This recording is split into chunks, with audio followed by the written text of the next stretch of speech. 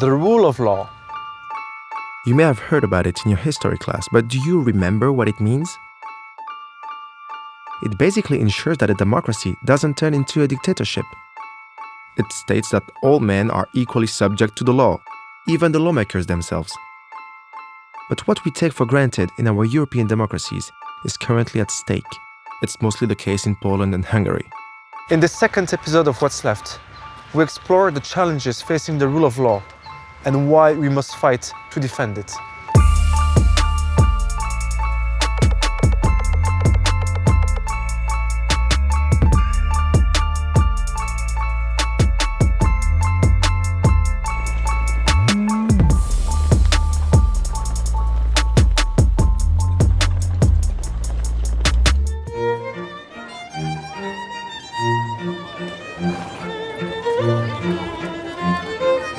Nazywam się Beata Morawiec, jestem sędzią Rzeczpospolitej Polskiej, który jako pierwszy został pozbawiony immunitetu za to, że krytykował władzę.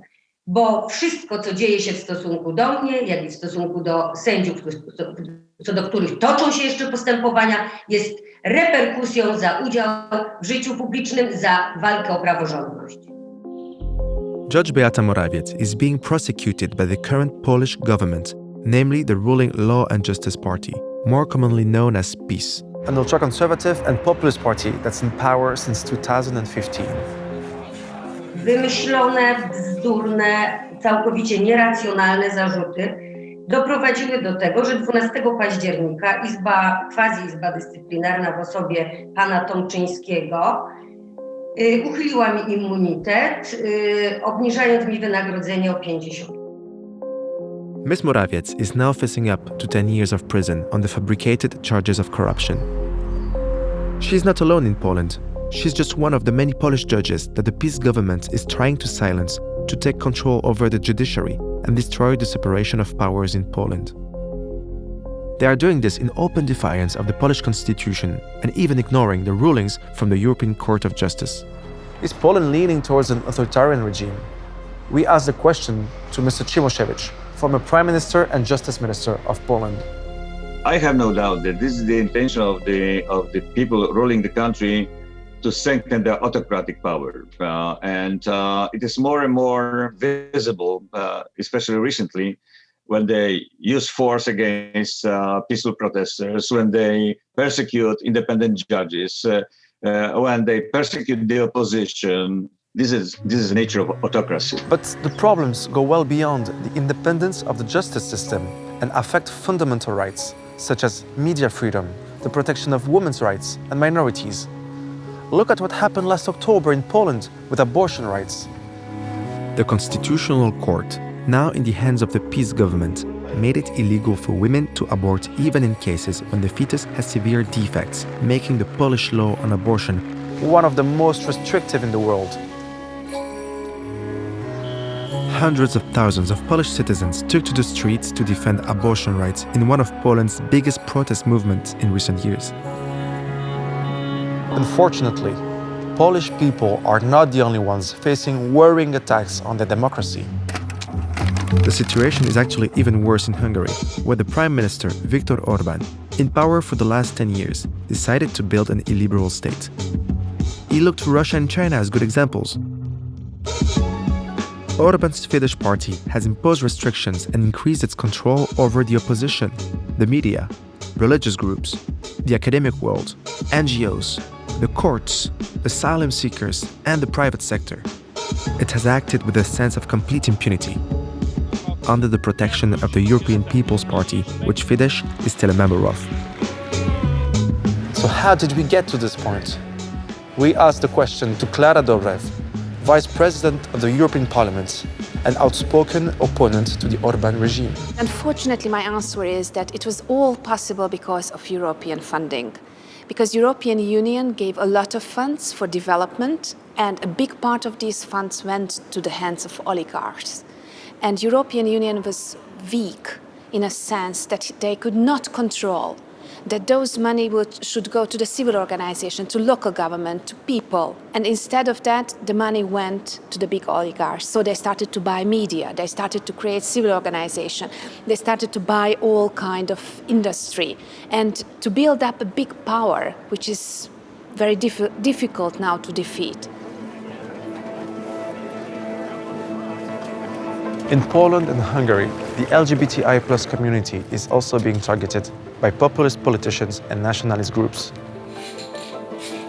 Dozens of local authorities adopted anti-LGBTI+ resolutions, declaring their territories free from LGBTI ideology. Even the president of the Polish Republic, Andrzej Duda, openly questioned the human dignity of LGBTI+ people. Próbuje się nam, proszę Państwa, wmówić, że to ludzie, a to jest po prostu ideologia. In Hungary, we may not have LGBTI-free zones yet, but the cultural war against them is raging as well, since the government is trying to effectively put a ban on gay adoption. I'm from Germany, and when you hear gay people standing in front of a restaurant, and it says on the restaurant, homosexuals are not welcome. For me as a German, I hear something else. I hear what we experience, what Germans did in the 1930s, 1940s. This is so dangerous. We should never allow something like this to rise again. I remember 10 years ago when we saw the first very serious signals from Hungary, people looked away. They thought this is a temporary thing. And then we saw it spill into one of the biggest member states into the European Union, in Poland, thinking if Hungary can get away with it, we can too. And look at where we are today in 2020, when we have a government, for instance, in Bulgaria or a government in Slovenia following the same autocratic path. And these people are also being examples for populists in Western Europe. The ruling parties in Hungary and Poland argue that because they won the election democratically, they have the right to reform their countries and defend, as they claim, their identity and traditional values. Mr. López Aguilar is a former Justice Minister of Spain and is now S&D member in the European Parliament. We have seen that in two countries of recent accession, Poland and Hungary, democracy has been forsaken, because democracy is not only winning elections and running by your majority, it's also respecting minorities who have every right to oppose you, because minorities of today in democracy may turn to be the majority of tomorrow. Why does any of this matter to the European Union? The EU is based on the mutual trust between countries that they will respect the rule of law, the independence of the judiciary, and the primacy of EU law. If all of a sudden one government decides not to play by the rules, then the whole project is damaged. The Treaty on the European Union states it clearly from the very beginning. All member states must respect the rule of law and the EU's fundamental values. If you don't agree on common values and on common rules, you can't have a common market, you can't have mutual trust, you can't have exchange of data, for example. Companies can't have trade and have confidence that if there is a problem, they are in front of independent judges. So it comes down to this. To join the EU, Poland and Hungary had to comply with a set of criteria, the so-called Copenhagen criteria, according to which they vowed to respect the rule of law, human rights and minorities.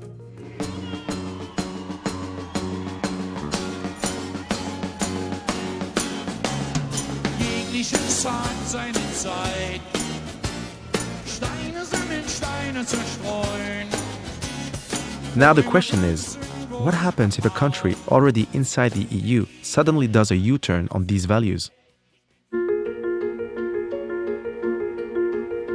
First of all, the Commission can start an infringement procedure that can end up in the European Court of Justice, the EU's highest legal authority, which can eventually impose a financial penalty on a member state.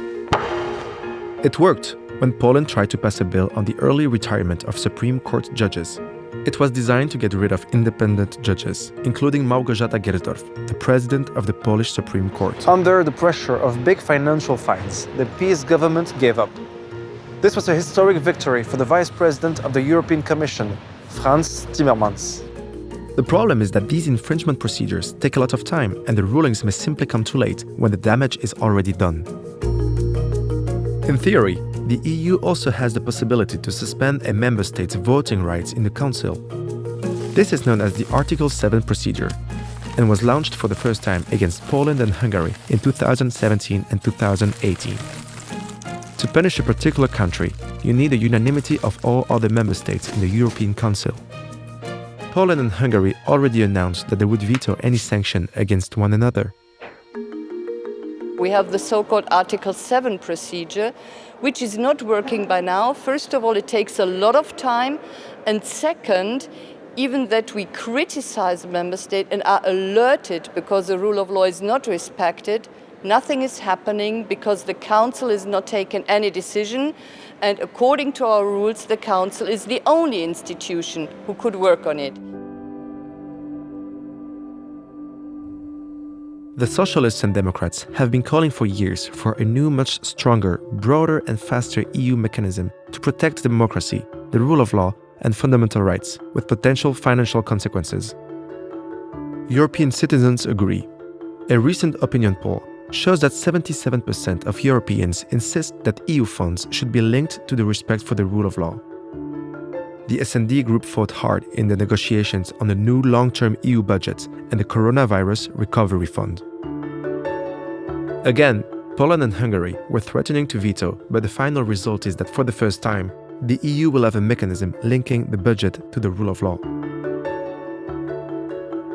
However, it may take some time before it becomes operational, as Hungary and Poland will almost certainly challenge it in the European Court of Justice.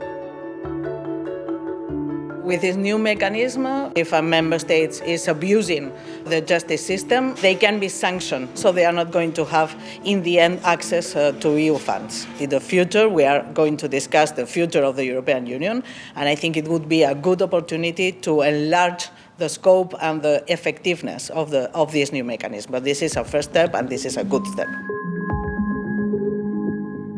And social democrats, the word in itself says it already. We don't just care about welfare and prosperity for all, but also about freedom, about the respect for democracy, about the respect for minority rights. Social democrats care about prosperity, but also freedom for all.